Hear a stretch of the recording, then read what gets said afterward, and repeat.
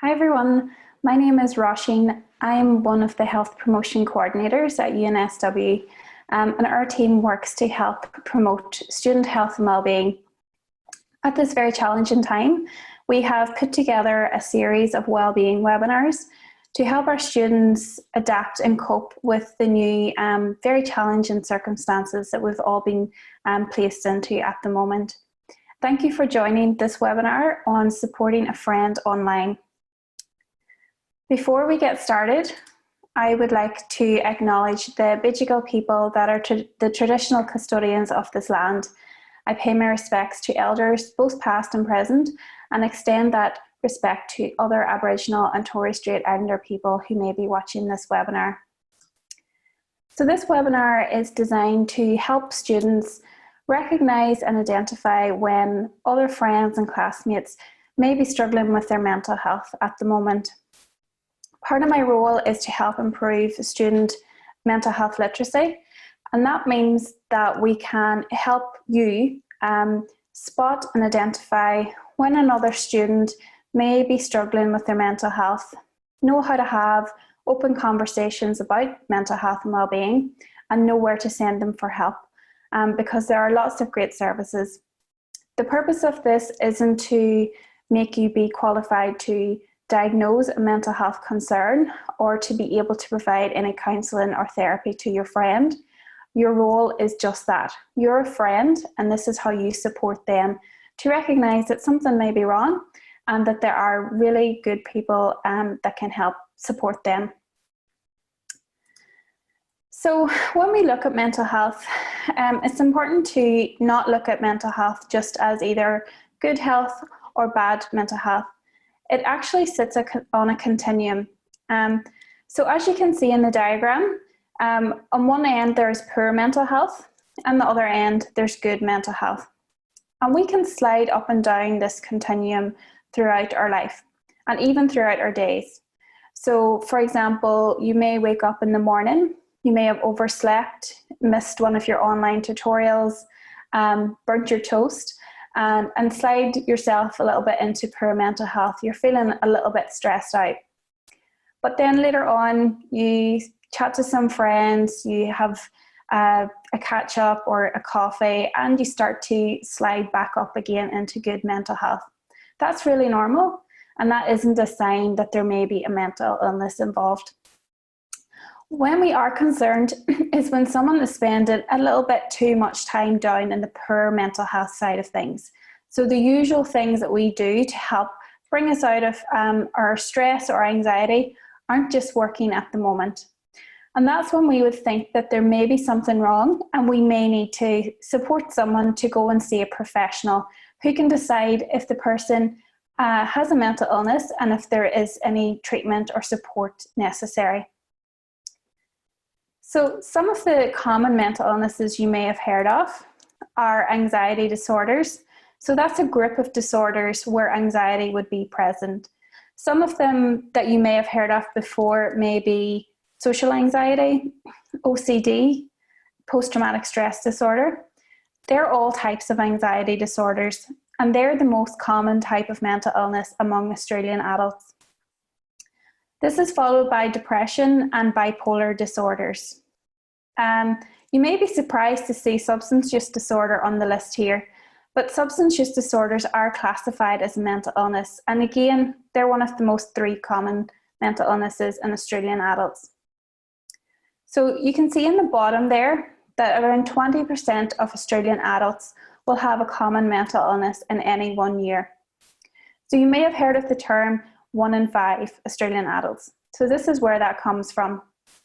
And it's quite common for people to have more than one type of mental illness. So they may experience anxiety with depression, or they may also have a substance use disorder. So that's why the totals don't add up very neatly there. Although you may have heard of the term 1 in 5 Australian adults, you may have heard that it is more common in young people, university students. So there was a study carried out which found that Australian university students, the rate is actually more like 1 in 4. So it's more common among university students than the adult population. which isn't surprising because there's a lot of extra pressure and stress placed on your students at the moment. And that's why it's really important for you to be trained in recognising mental health concerns. Because if you can imagine, if you're in a tutorial with 20 other people, or if you're in a lecture with, say, 500 people, there's definitely going to be people there present who are struggling with their mental health. And that's why it's really important to have people who can spot that in the university. When we look at some of the things that influence our well-being, there are so many things that can have a positive or negative impact on our well-being.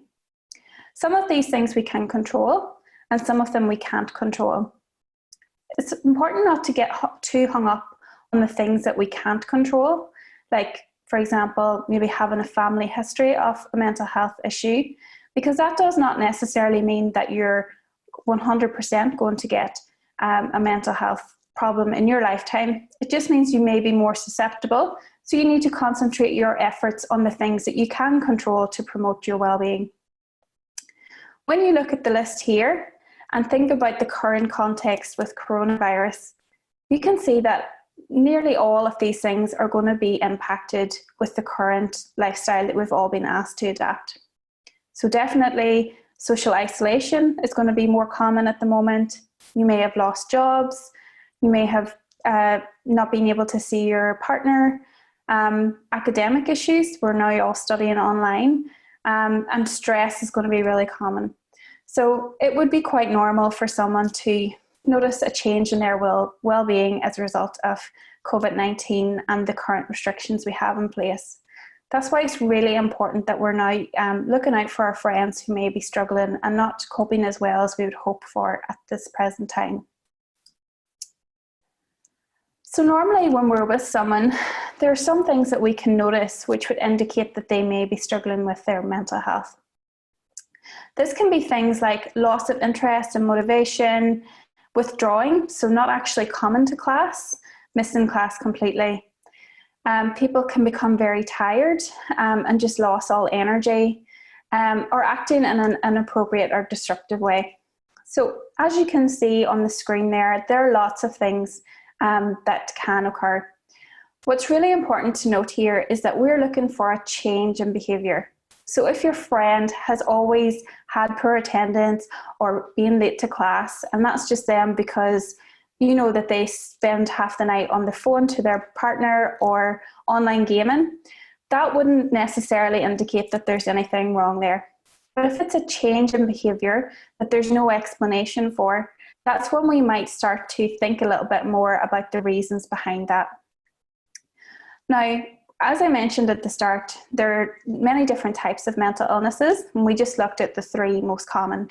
There are many within that, and based on the type of mental illness the person's experiencing, they will show different signs, okay? So they may show some of these signs, they may show all of these signs, or they may show none of these signs. So it's really important not to just think because someone is showing one of these signs that they have a mental illness. And likewise, because they're not showing any of these signs, we're not ruling it out either. It looks very different on the person based on the type of mental illness that they may be experiencing and the individual. So it's a little bit trickier to spot some of those signs in the online world, but it's not impossible. We don't have the benefit of body language, but there's still things that we can look out for. So they may be withdrawn. This can be really difficult to spot at the moment because we're actually being asked to kind of retreat into our bubbles and to stay at home as much as we can. But there's still things you may be able to pick up on. So for example, is someone not replying to your messages, not answering the phone? Are they not joining in on the tutorials online? Are they falling behind in group work? Now that could be an indication that there's something at play there, or it could maybe be that they have internet connection, their timetables have changed. So it's worth kind of exploring that with the person. If you're using Zoom and Teams or just FaceTime to stay in contact with the person, you may see some changes in appearance. So normally that would be an indication if you're noticing a big change in someone's appearance where they normally take a lot of effort in the morning and like to put their makeup on and do their hair and get dressed, and you notice that they are looking more disheveled. That can sometimes be an indication.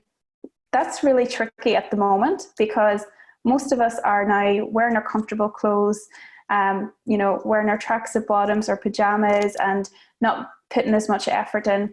So that can be a little bit more difficult, but still something to think about. Sleeping difficulties. So for example, if you're noticing your friend is posting on social media on the middle of the night, they're active on WhatsApp, or they're playing games at 3-4 o'clock in the morning, that could be an indication that something might be wrong. On the other hand, it might be that the person is spending a lot of time asleep, sleeping throughout the night and sleeping for a lot of the day. That could also be a clue. Sometimes people are not comfortable with telling people how they're feeling, but they find it a little bit easier to write this down. So you might notice someone in their group projects or in their artwork indicating things might be amiss. You may notice them posting concerning posts on social media. Sometimes people can say things like, if social distancing doesn't end soon, I'm going to kill myself.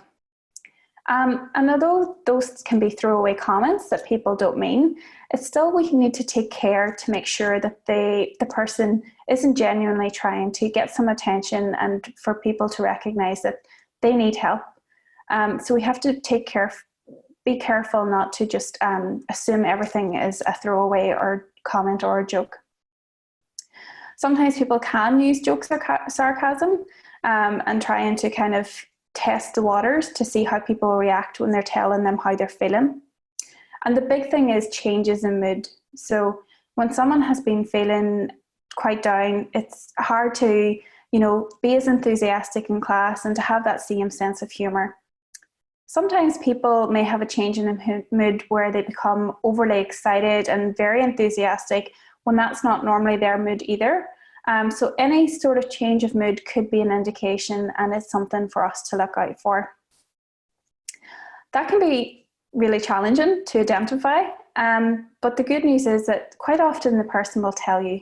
So if someone's been struggling and they're not sure where to get help, but they think that you're a good friend and someone who they can open up to, they might actually just tell you how they're feeling.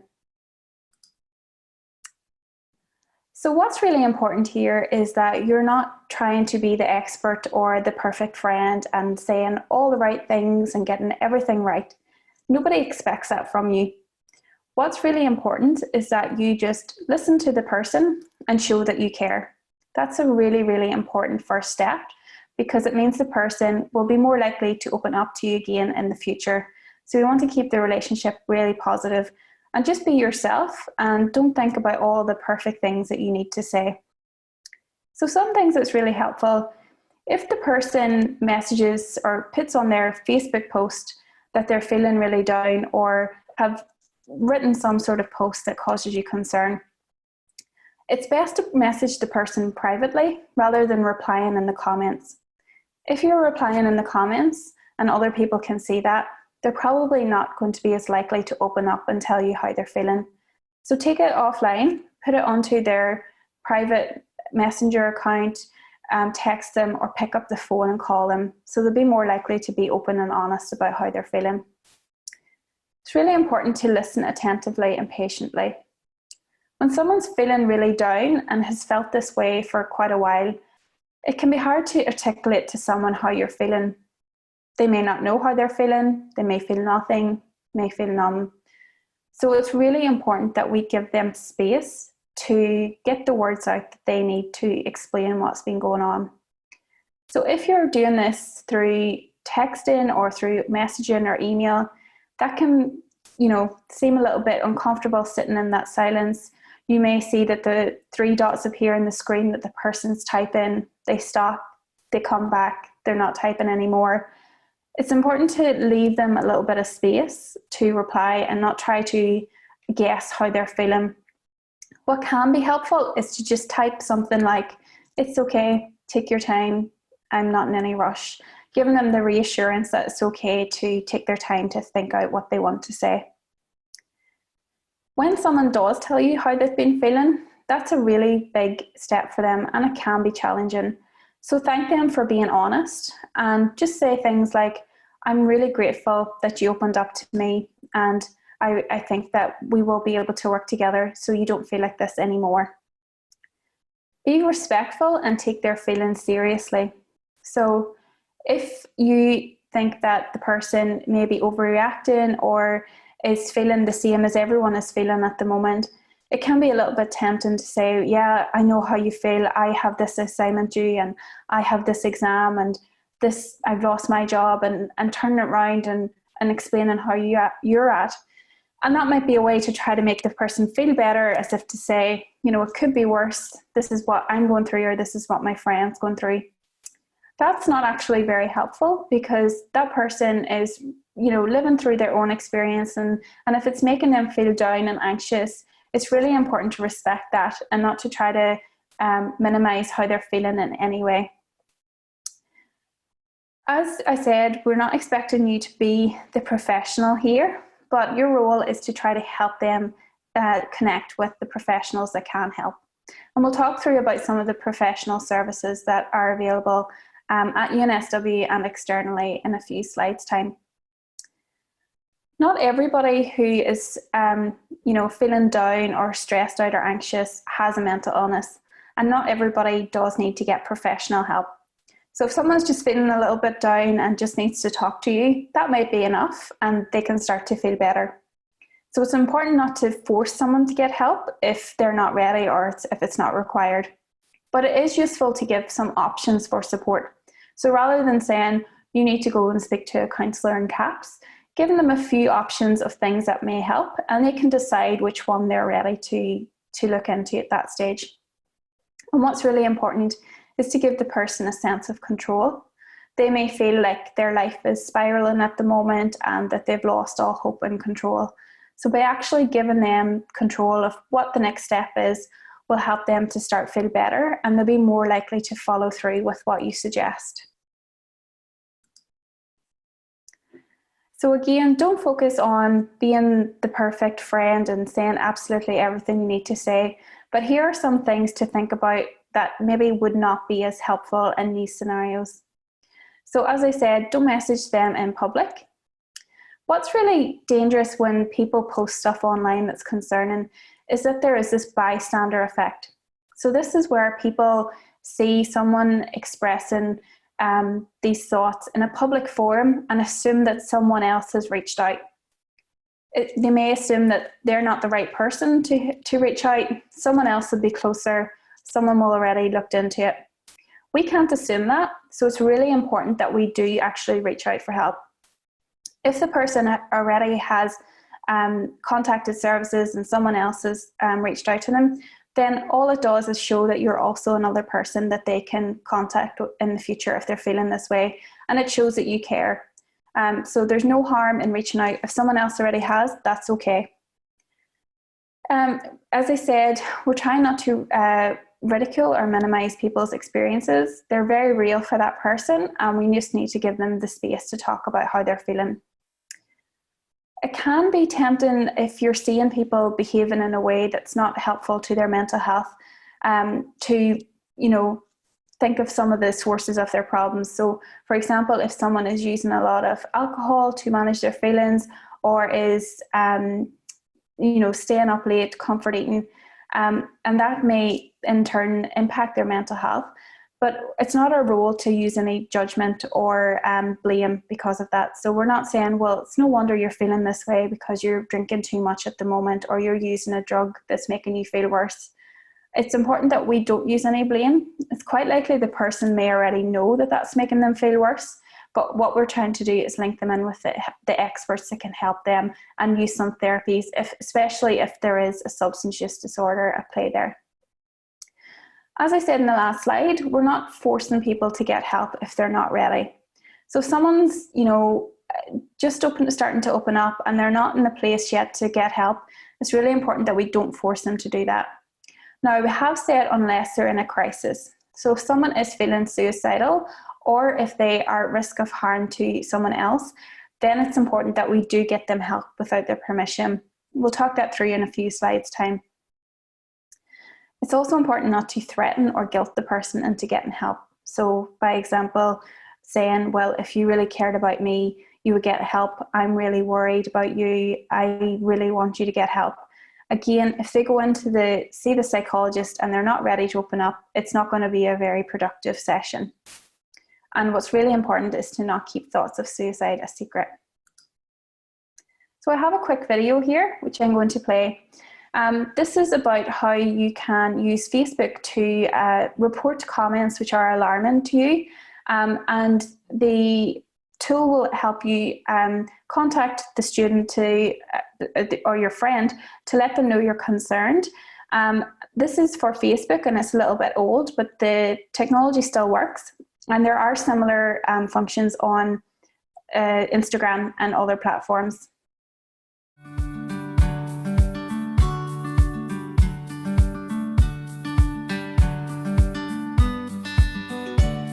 At Facebook, nothing is more important than the safety of the people who use our products and services. That's why we have a global team working 24/7 to keep people safe. We've partnered with leading suicide prevention and mental health experts to develop the next generation of innovative suicide prevention strategies. Over the past 10 years, Facebook has been leading its industry in thinking about online safety to help prevent suicide. And with millions of people online every day, we know that some are struggling with suicidal thoughts. Finding innovative ways to use technology and friends to be part of suicide prevention can help save lives. We know that one of the best ways to prevent suicides is to promote caring connections between people. We want to make it easy for people to connect with others from most anywhere at any time. And that's why Facebook has been working with the Lifeline and other community partners for many years to encourage their members to connect with us whenever they're in crisis. And with this new initiative, we can leverage the Facebook community's biggest asset in preventing suicide, and that is each other and the support we can all provide to our friends in crisis. After consulting with suicide prevention experts, we at Facebook developed a safety tool that makes supporting a friend even easier and provides vital resources to the people who may be in distress. Here's a look at how this new tool works. While using Facebook, you may see a friend's post that is concerning to you. Your friend may be experiencing a suicidal or emotional crisis.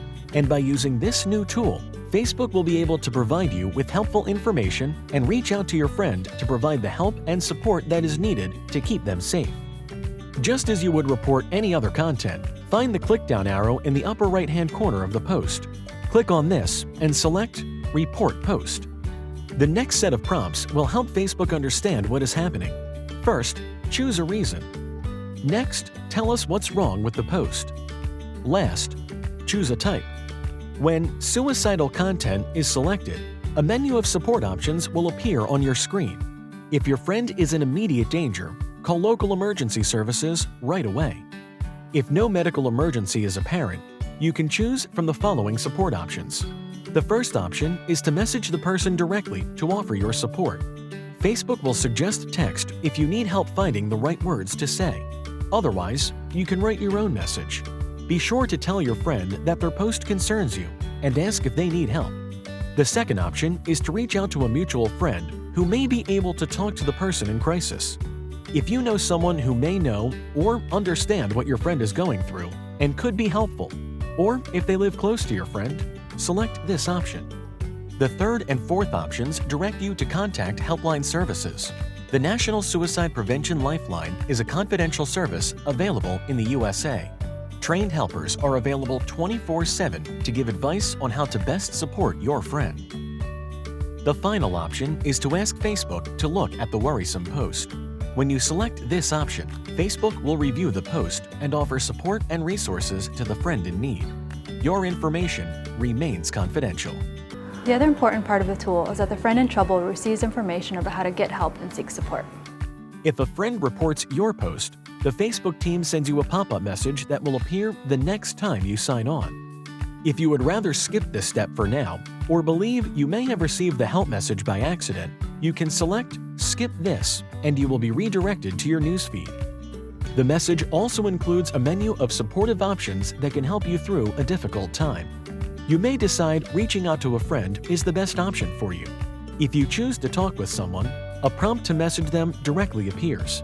Again, you can write your own message, or Facebook will help you write the message with suggested text. The second option is contact someone at a support service. Facebook will connect you with the helpline or resource that is relevant to your current location. In the United States, Facebook works with the National Suicide Prevention Lifeline. You can either start a live chat, call a trained helper, or choose a different organization to connect with. The third option, Get Tips and Support, offers suggestions on how to help yourself. When you select this option, another window appears, giving you a moment to relax before continuing on. When you're ready to move on, select Next for a list of simple and relaxing activities suggested by suicide prevention and self-care experts, like getting outside for some fresh air, exercising, or reading a book. If you don't find anything that works for you, select Next for additional ideas from others who have worked through a tough time. To get updates on a friend that you've reported, check and reply to messages from the help team, or access the support options, be sure to check your support inbox. Your support inbox can be found by using the arrow in the top right-hand corner of the main menu bar. Click the arrow and scroll down to the bottom until you see Support Inbox. If you would like to see the list of support options again, or at a later date, they will remain available to you in your support inbox. We understand that privacy is very important to the people who use Facebook. Will my friend know I was the one who reported them? No, Facebook never provides information about the person who reported the content. If you'd like your friend to know that you are concerned, we encourage you to reach out to them directly. That's our newest tool in helping people who are in distress and their friends that are worried about them. All of us at Facebook and our partners hope you encourage others to use it when they need to. In the past, our focus has been on helping Facebook members to report friends posting messages suggesting they're thinking about suicide so Facebook could get their friends the help they need. This new approach is not just about reporting friends in suicidal crisis, it's about supporting them. We know that many, if not most, suicides are prevented every day by friends and loved ones. Now, if we give more people more tools to help each other in crisis, we can all do something to help each other get through our darkest hours. Our goal with this tool is to make it even easier to access resources when they see worrisome content or have identified someone in distress. And we are not done yet. We will continue to work with Facebook and other social media platforms to advance their suicide prevention technologies and to enhance the overall experiences of the people using them. Together, we can make a life-saving difference.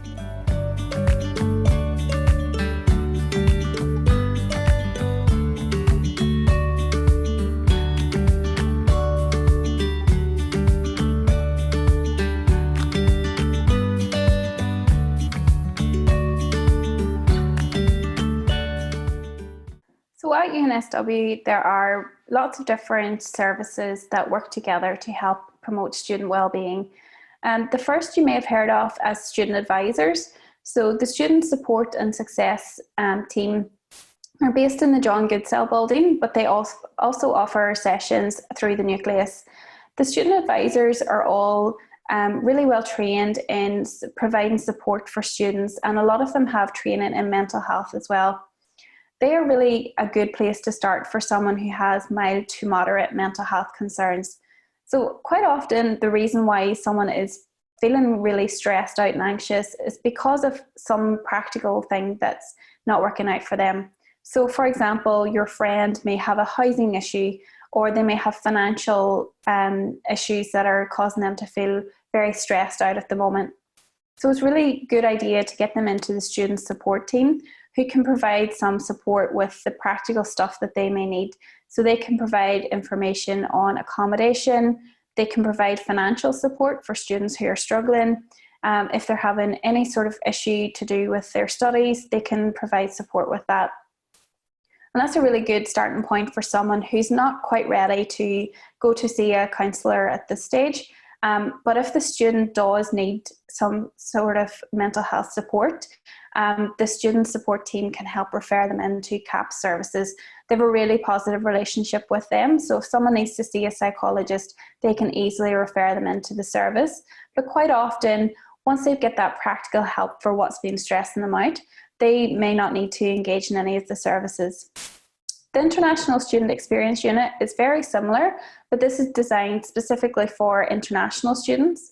So if your friend has issues relating to their visa or working rights, this is a really specialised service for them. And they also can help students who may be experiencing things like homesickness or not really able to mix very well. They have cultural mentors who can help provide support and advice. So these are students who have actually came to Australia, have studied, and are now in their second, third year of their degree, and they help newly arrived students. The Equitable Learning Centre, it was previously known as the Disability Service. So the team there can help students who have any type of disability, so that can be a physical disability or a mental illness, to receive equitable learning. So if a student needed some sort of consideration or adjustment to help them with their studies, the team there can help them. This wouldn't be where you would send your friends straight away, but it's good to be aware that the support is available. So students will need to provide evidence of the physical or mental illness that they are experiencing, and the team there can make adjustments for them. So instead of your friend having to go to each lecturer or each tutor and telling them the details of what they're going through, they can tell one person who then will make the adjustments, so they're not having to reshare their story several times. All those services are available online or on telephone at the moment. If your friend is living off campus, they can still access that service through telephone. The counselling and psychological service is still open on campus for students who would prefer to see someone face-to-face, but they are also offering Skype and telephone sessions as well. So psychologists are highly trained individuals who provide talk therapies for mental health. And that service is free for all UNSW students. So any international or domestic student can access that service. And they are really highly equipped in helping young people with mental health concerns. And they also know all the other support that's available at UNSW. UNSW Health Service is also still operating at the moment. And students can also access telehealth consults if they prefer. So sometimes your friend may not be ready to go and see a psychologist, but you may be able to get them in to see a doctor first. The doctors at UNSW Health Service are highly trained in mental health, and they're really experienced in helping students who may be struggling with anxiety or stress around exams. They have a really good relationship with the counselling and psychological services, so they can help support students to access that service. And they also have a mental health nurse for students who may need support with that. Again, all these services are free. UNSW Health Service, you need to have either your Medicare or your Medibank or other overseas healthcare cover. But for Medibank overseas health cover students, there's no out-of-pocket fees.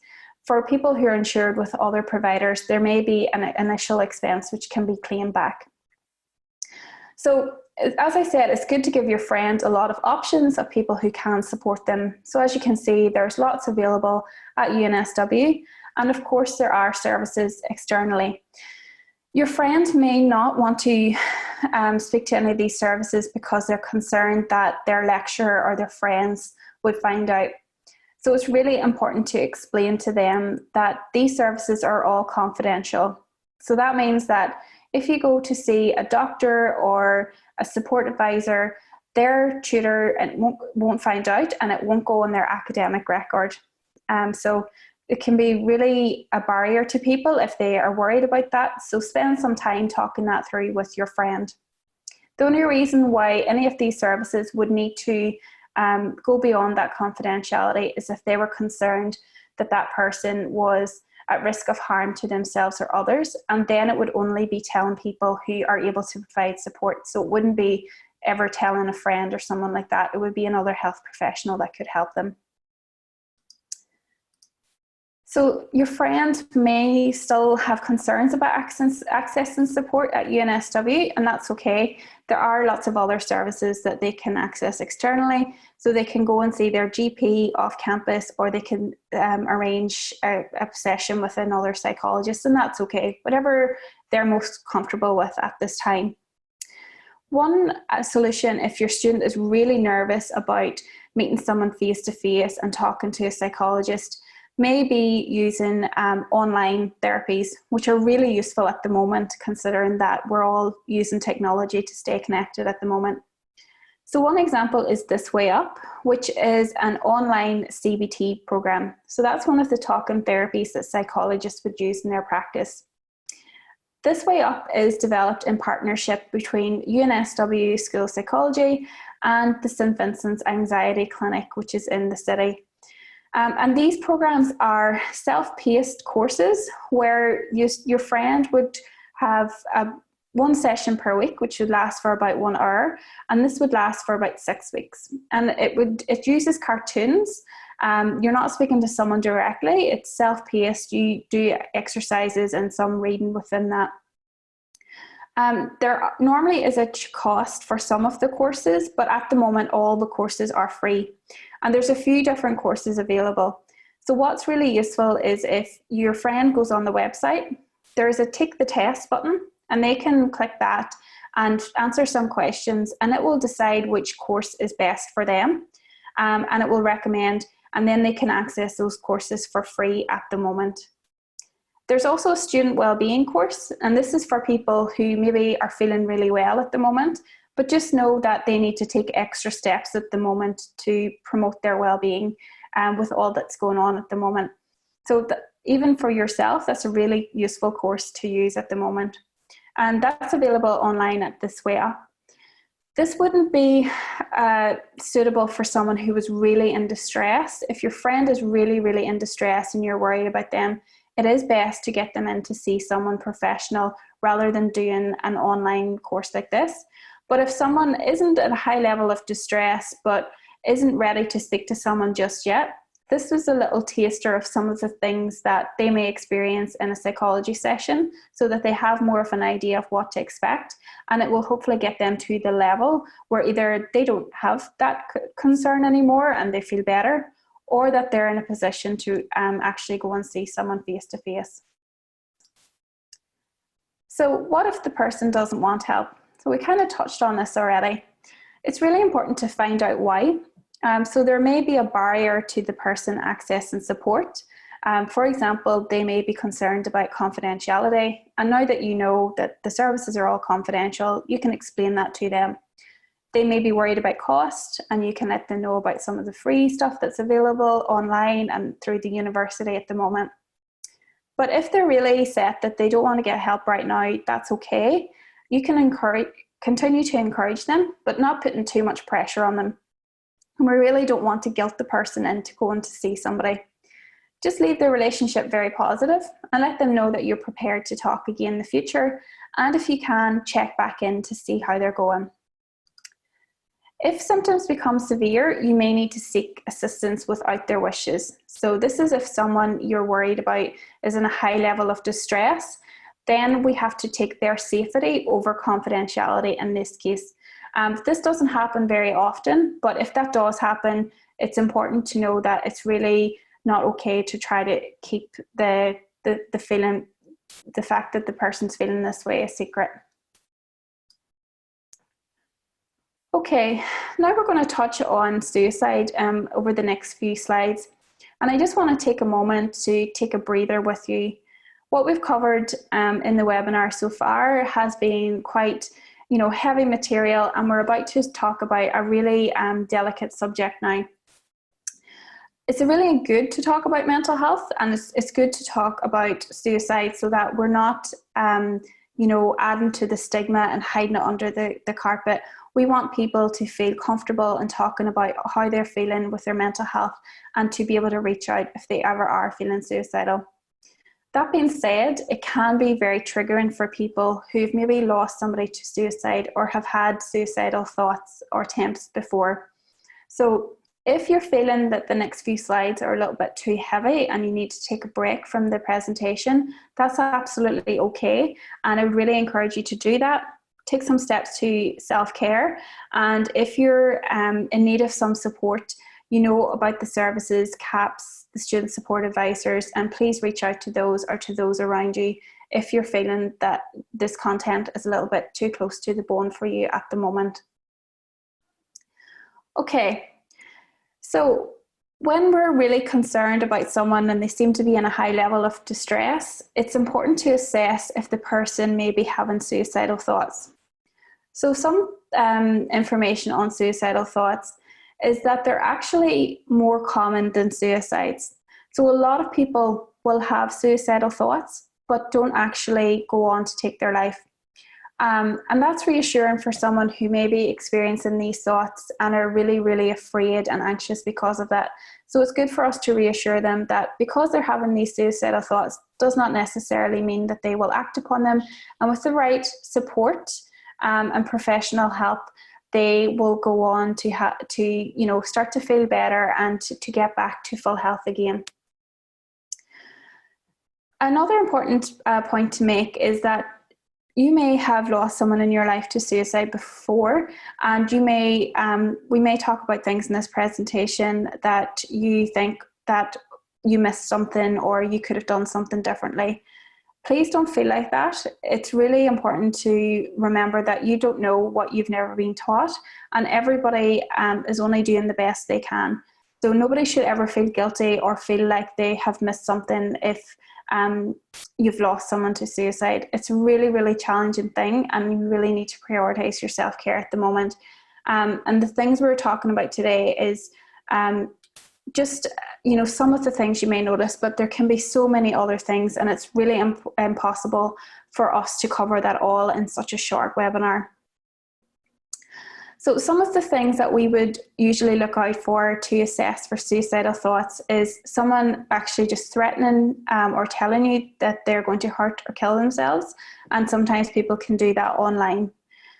Seeking access to things that they can kill themselves with. So they may be stockpiling medication or other means.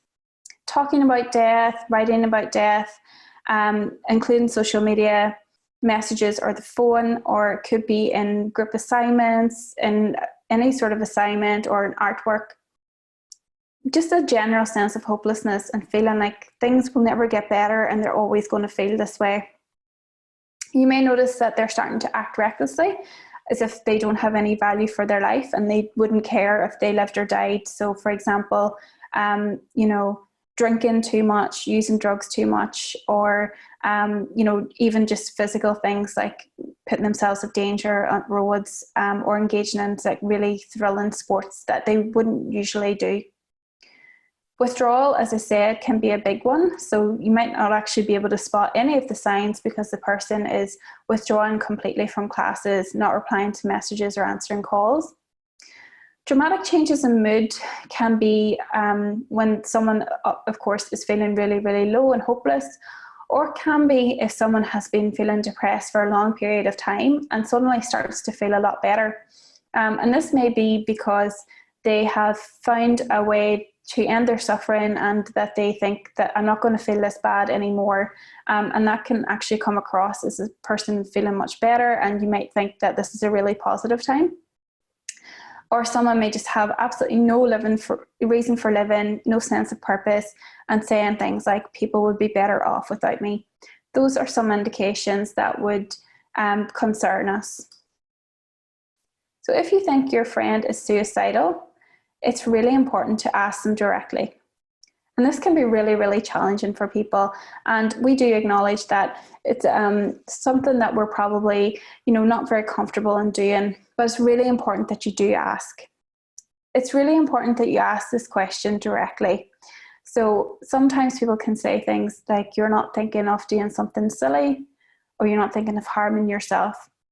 It's really important to be specific. So actually using the words, are you having suicidal thoughts?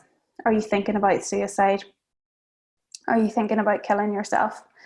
And that can be difficult to be that direct, but you can cushion that in a way with other things. So just be really honest with your friend and say, look, I can see you're really going through a very tough time at the moment and you're really struggling with your mental health. Sometimes when people do struggle with mental illness and depression, they can experience thoughts of suicide. Is that something you've ever thought of? And you just frame it in a way that you're comfortable with. And just be honest with them and say, look, this is a hard question to ask, but I'm really concerned about you and I really care about you, and your safety is more important than my level of comfort. So I'm just going to ask you. So be very clear with what you're trying to say. It's really important not to kind of frame it in a way which makes them uncomfortable with responding with the answer yes, if that's what they think. So saying you're not thinking of doing something silly, are you? It's almost kind of saying that you think suicide is silly and that they're silly. We really don't want to add any stigma at this stage. Although you may be freaking out if the person says yes and really unsure of what to do, it's really important to stay calm. Calmness is contagious. Okay, so if you're staying calm and saying that I'm really glad that you told me that and it's okay and I'm going to help you get support, that's going to help the person stay calm. So inside you may be panicking, and that's okay if that's the case, but on the outside we really want to show the person that you're okay with their response and you're going to be someone that's able to support them and get them help. Important to empathize with them and show them that you want to help. So as I said, you don't need to say all the right things to the person and be the perfect first responder. What you want to do is just show that you care for the person and that you love them and you really want them to be okay. And if someone's feeling really worthless and down on themselves and that nobody cares about them, that can be really powerful, just actually being there for the person. It is important not to keep thoughts of suicide a secret. So you need to say that, look, because I care about you and I don't want anything bad to happen to you, I need to tell somebody. Who would you like me to tell? So we're not saying I'm going to tell your parents, I'm going to tell the CAP service.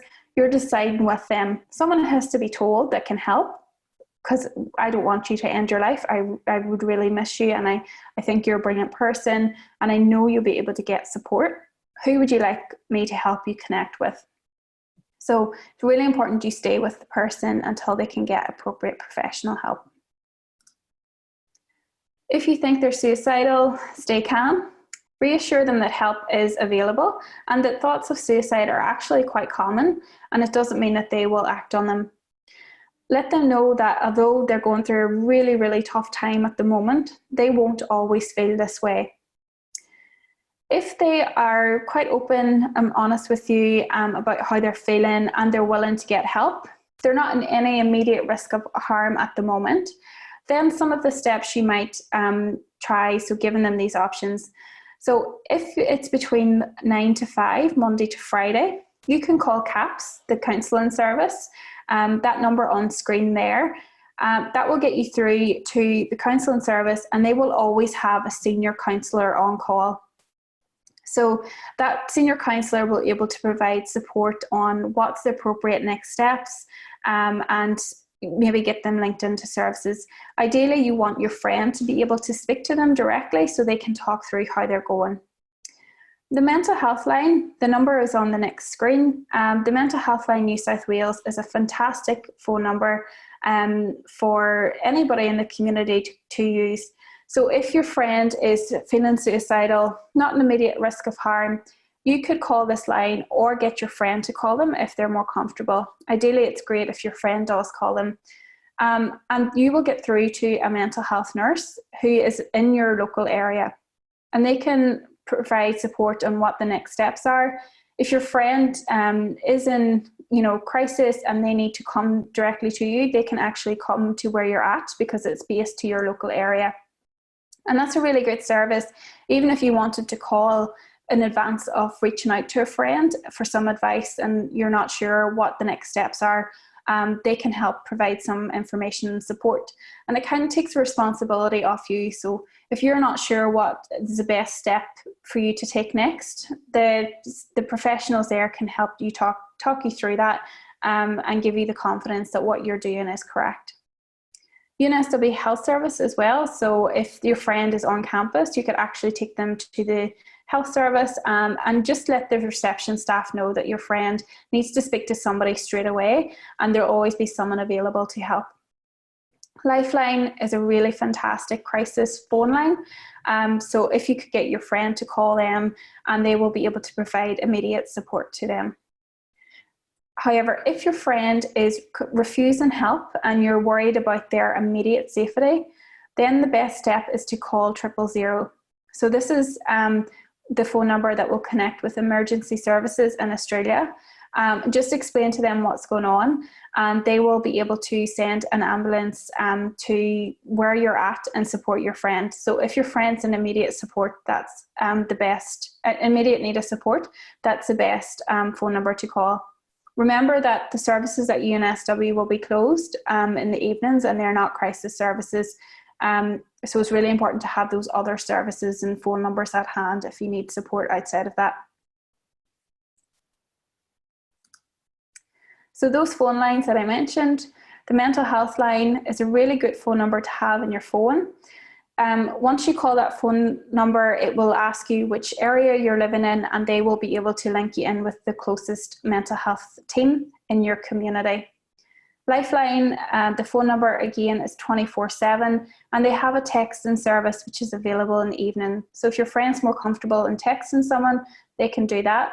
But if they're in crisis, it's really important to get them on the phone straight away. Kids Helpline is available to young people up to the age of 25, and it's a little like Lifeline, only it's more youth focused.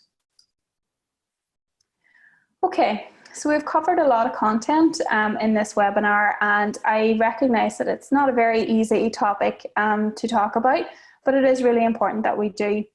So just remember that no one's expecting you to be a mental health expert or professional, but just be confident that even though you're not, you can still support someone who may be struggling at the moment.